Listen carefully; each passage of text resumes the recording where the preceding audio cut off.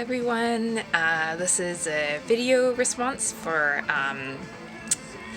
Mark over at Wandering Souls Webzine.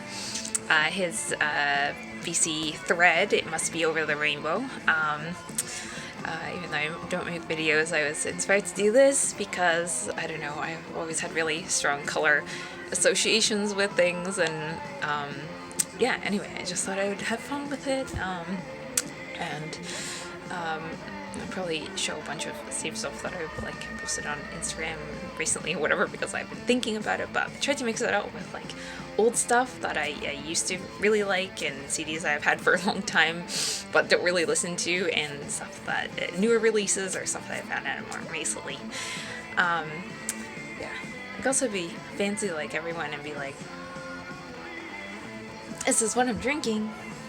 Not that, or whatever. It's just Asahi beer, but the big breweries here, well, Asahi's Sapporo and stuff, will do seasonal beers, and I don't know, I always buy those when they come out. Anyways, first, Red in the Sky is ours. The Gates, obviously red, has red in the title, just one of my really, really favorite albums of all time. Just, I know there's peculiarities about the production, vocals, and how the violin is, but all of that is I don't know, just a charm. I love it. Released from last year, obviously totally red. It's Kandaribas grindcore with traditional drums from Tokyo. I like that it's a grindcore with the traditional element rather than some pretty sounding something. It's city themed too, which I really like. The main singer is born and raised in downtown Tokyo, and he's also a medical doctor, so he was inspired to do this blood surgical death album because of his experiences with COVID. I mean, working as a doctor through this time. And next, we're still in the red. Morgov. I really love the artwork. I love this artwork too, and his crying here too, but I really love this artwork. So this is a CD that has both the EPs on it, but I really love this artwork. It's obviously very red, but I just like the textures of the creature and the shape and how much the creature is crying. I just want to give this mushy creature a big hug. And then going on into the orange, the Sacrifice from Japan.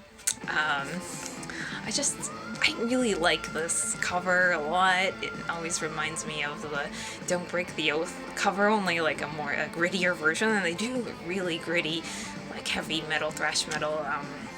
Yeah, obviously I love this classic album, but I love the artwork too, and how it's not totally symmetrical and everything. This creature, by the way, doesn't have a name, apparently.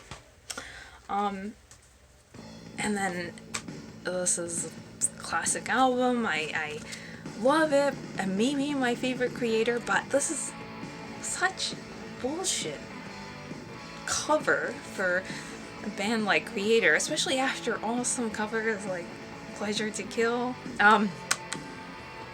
But I love this album so much. And red, I think it's pretty orange.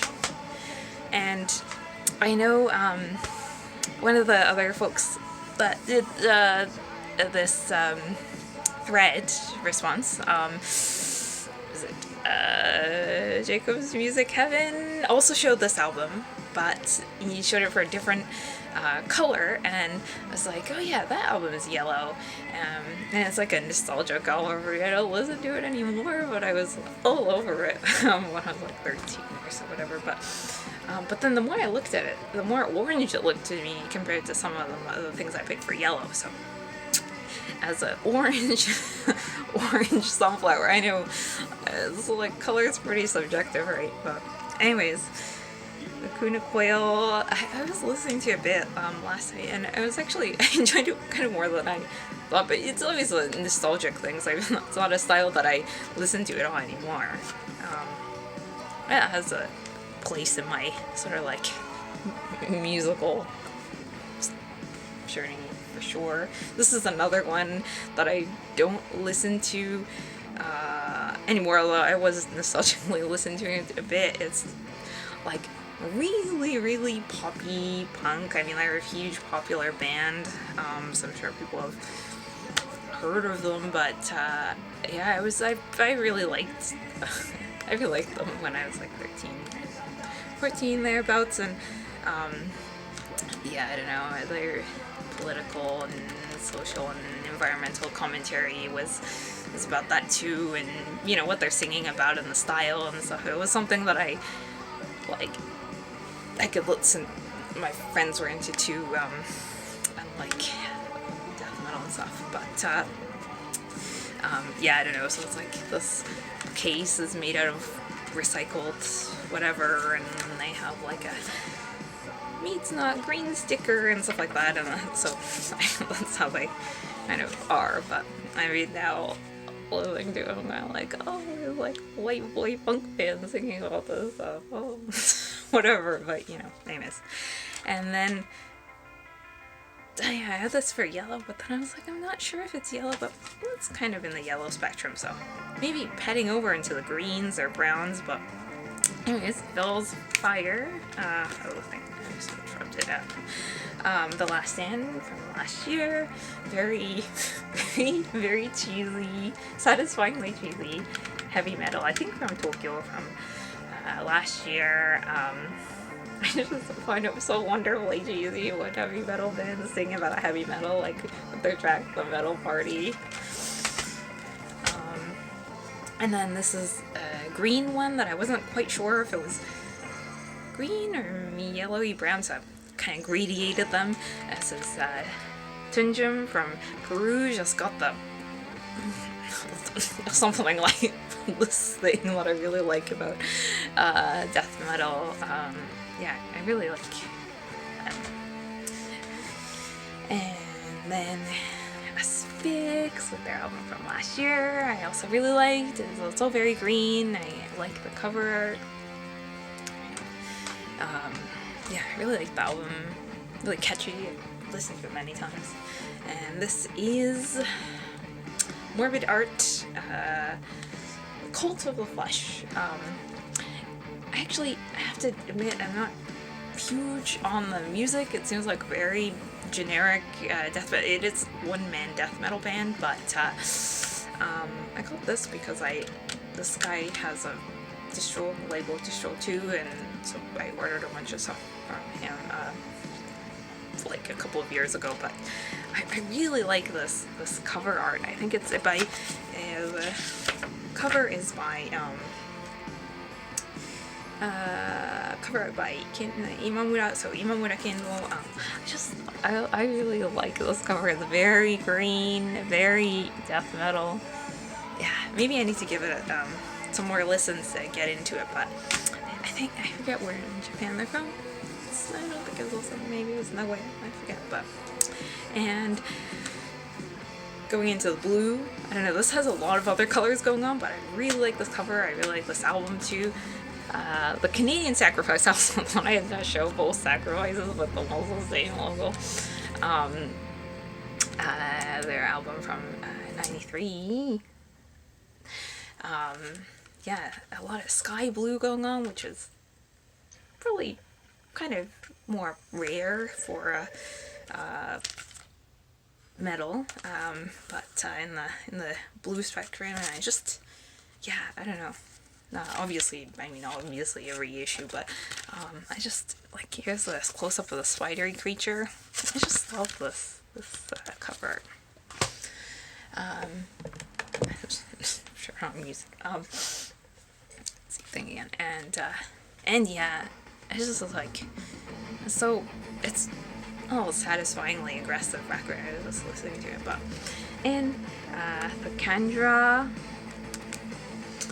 in the dissection-y kind of vein, then you must have a blue color cover, right?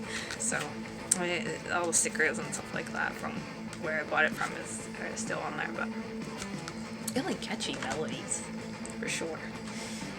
And this is another old one, like something I only listen to nostalgically now, but at the beginning I was all over Nightwish, and you know, this is it violet, is it blue? I'm not sure. I'm putting it in the blue category, but Oceanborn, obviously, if anything is like the sky or the ocean, it's gonna be the blue hues. And this is like a local to me from Osaka, the band that I don't know, I really want to hype them because I love them. And it's like Death Doom, but with they have hardcore breakdowns, second to none, and their imagery is so pretty, and that's not what they sound like. But when I saw them live, let's see, they had the blue thing. Oh yeah, that's why I thought I'd show them. Even performing live, they had this, like, they were backlit blue, so they really going for the blue theme. Let's see. Oh yeah, they looked exactly like this when they performed live. And this is Wheel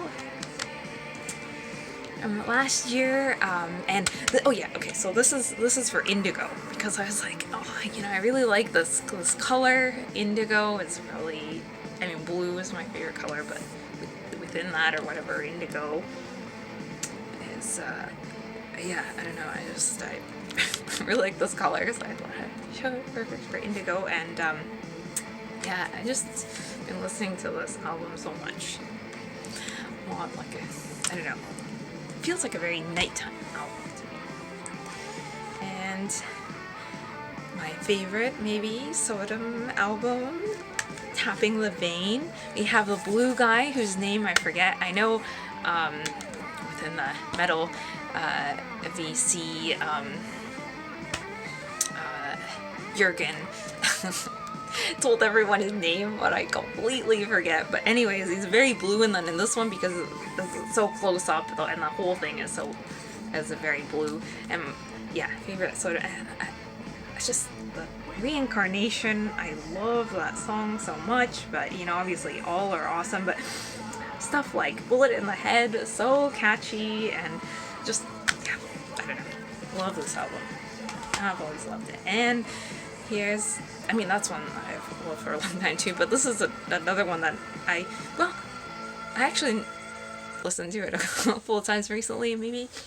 Out of the sort of styles that I used to listen to but stopped listening to, maybe power metal is the one that I revisit more often, but Camelot with Epica. I especially love, like, the Coldest Winter. I don't know, I still love this album, but The Center of the Universe, I really love that song. But with this atrocious cover, I think it's pretty purple. It's so atrocious. I for the longest time I only had a download of it. I bought a physical copy more recently, but it's so. And this is Lucifer's Hammer, what we're listening to with The Trip. Super wonderful, super catchy, if you can hear it. Heavy metal, which makes me really happy. From Chile. Very purple cover. I love this art too. I don't know, I think it's really cool. And finally, last one, but Death Angel with Humanitide. I like this album. I like every Death Angel album, but very purple. Okay, I'm gonna end the video. Thanks for watching.